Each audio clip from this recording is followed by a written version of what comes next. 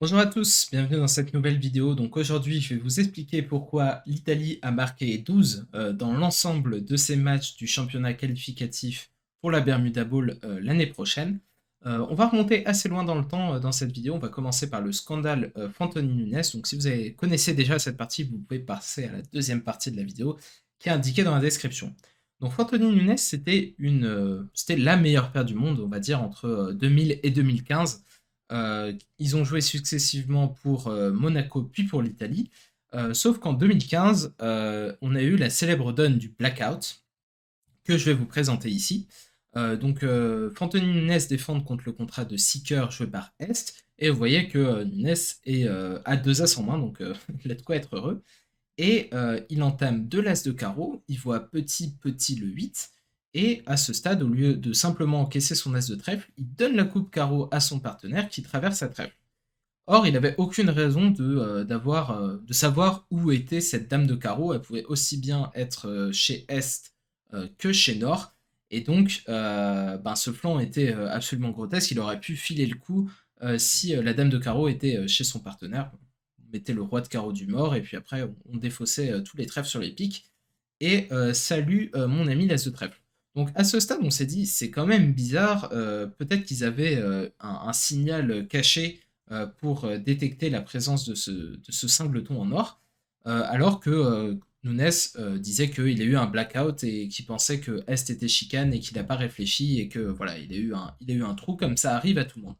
Cependant, c'était le début des vidéos où l'ensemble des tables était filmé pour permettre de voir les joueurs en vidéo. Et certains joueurs ont commencé à regarder toute la panoplie de ce que faisait Fantoni Nunes avec leurs gestes, leurs cartes, etc. Et on s'est rendu compte qu'ils avaient un certain nombre de signaux, dont le plus connu est celui d'entamer verticalement ou horizontalement, selon si on a un honneur ou pas dans la main. Donc tout ceci était appuyé par des preuves statistiques, donc on voyait que la quasi-totalité des donnes où on regardait l'orientation de la carte d'entame, on visualiser ce pattern de verticalement ou horizontalement pour avoir des informations. C'était pas le seul signal qu'ils utilisaient, ils en utilisaient aussi à l'enchère, mais je vais pas rentrer dans les détails. À ce moment-là, tout le monde est tombé d'accord pour dire qu'ils trichaient dans le bridge de haut niveau. Ça ne posait de problème à personne, c'était vraiment un consensus total.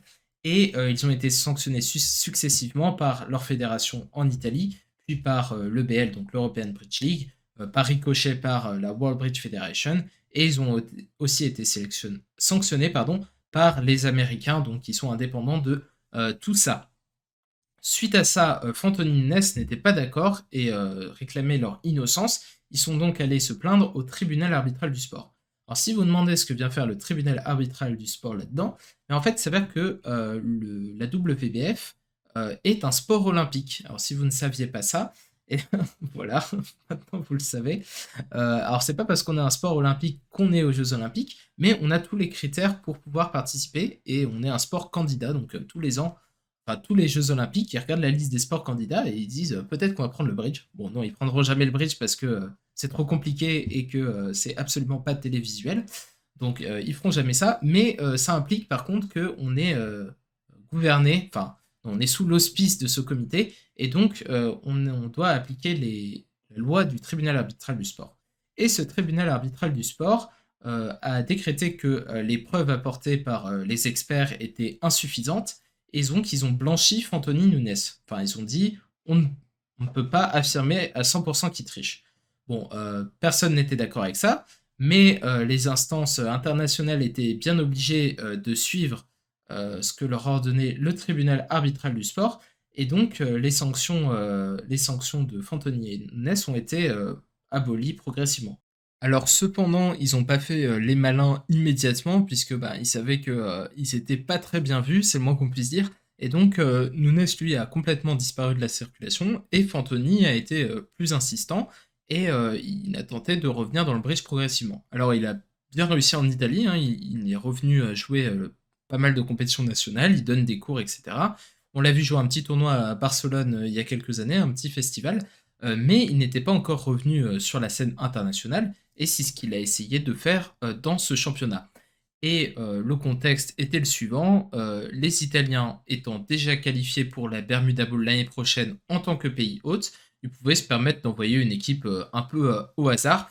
Et le président de la fédération italienne a décidé d'envoyer un club qui avait gagné l'Interclub, si j'ai bien compris, une équipe amateur, des joueurs qu'on ne connaissait pas. Et l'un d'entre eux a décliné puisqu'il n'était pas professionnel et avait des engagements professionnels, son métier quoi. Et donc ils se sont dit, est-ce que ce serait pas une bonne idée pour inviter le copain Fantoni, est-ce que ça ferait pas un bon sixième coéquipier? Et là, ils ont posté leur candidature parce que voilà, c'est comme ça que ça fonctionne. On envoie notre équipe à l'EBL qui doit la valider. L'EBL valide parce qu'elle n'a pas de moyen légal de refuser.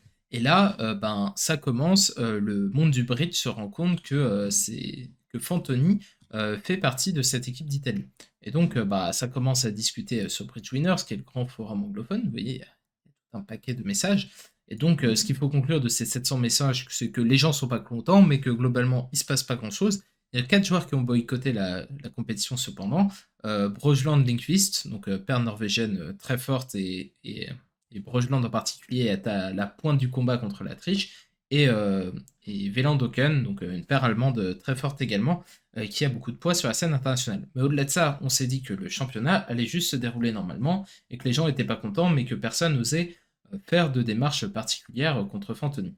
Cependant, nos amis italiens n'ont pas eu de chance puisqu'ils se sont retrouvés au premier match contre des Écossais qui n'étaient pas tout à fait d'accord avec la politique italienne, mais qui s'étaient montrés plutôt discrets jusque-là. Et au premier match, ils ont refusé tout simplement de fournir un line-up. Donc c'est la manière gentille de dire que ils ont boycotté l'Italie.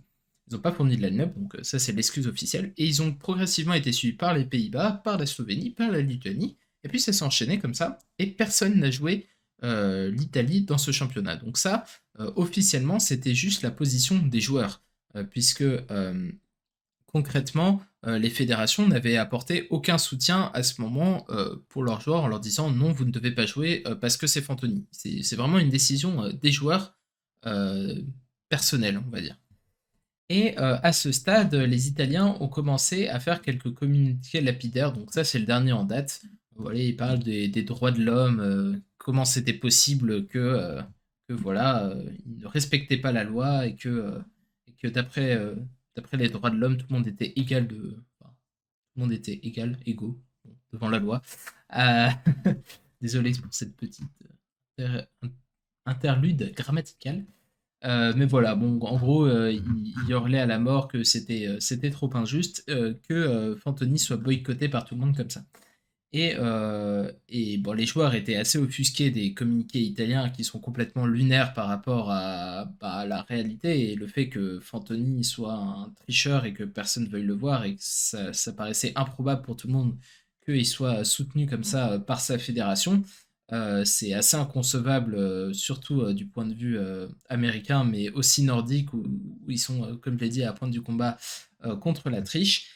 Et l'escalade de violence a progressivement apparu quand il y a des fédérations qui ont commencé à hausser le ton.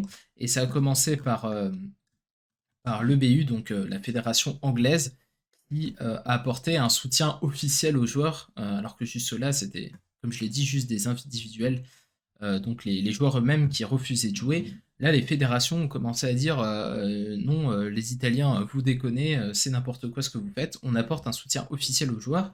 Et là, on a l'Angleterre, suivi par les Pays-Bas, suivi par la Suisse, suivi par les Suédois, qui ont commencé à apporter leur grain de sel et expliquer aux Italiens que ce qu'ils faisaient, c'était absolument n'importe quoi. Et donc voilà, ça c'est la situation à l'heure actuelle. On ne sait pas bien comment va finir cette histoire, hein, parce que est-ce que ça va complètement retomber et que l'Italie va juste arrêter de sélectionner Fantoni et tout va bien se finir, ou est-ce que au contraire ça va continuer d'exploser? Vu les derniers communiqués de l'Italie, ça a l'air plutôt parti pour cette voie-là. Et dans ce cas-là, on pourrait avoir des scénarios assez dingues où on aurait des scissions entre les fédérations, enfin, entre l'Italie et le reste du monde, quoi, puisqu'ils ont l'air d'avoir une perception assez étrange de la triche. Et, Ouais, voilà, on en est. Donc, je vous tiendrai au courant des prochaines informations. Si vous voulez suivre tout ça, je vous invite à aller sur Bridgewinner ou sur le Na- Na- Napolitan Club. Je le dis correctement. Donc, Bridge Winners ici, Napolitan Club ici. Vous avez toutes les lettres ouvertes, etc. qui sont publiées.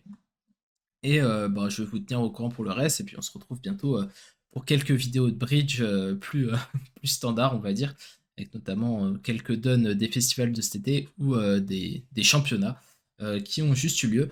Voilà, je vous remercie d'avoir regardé cette petite vidéo et puis à bientôt pour de nouvelles aventures. Salut!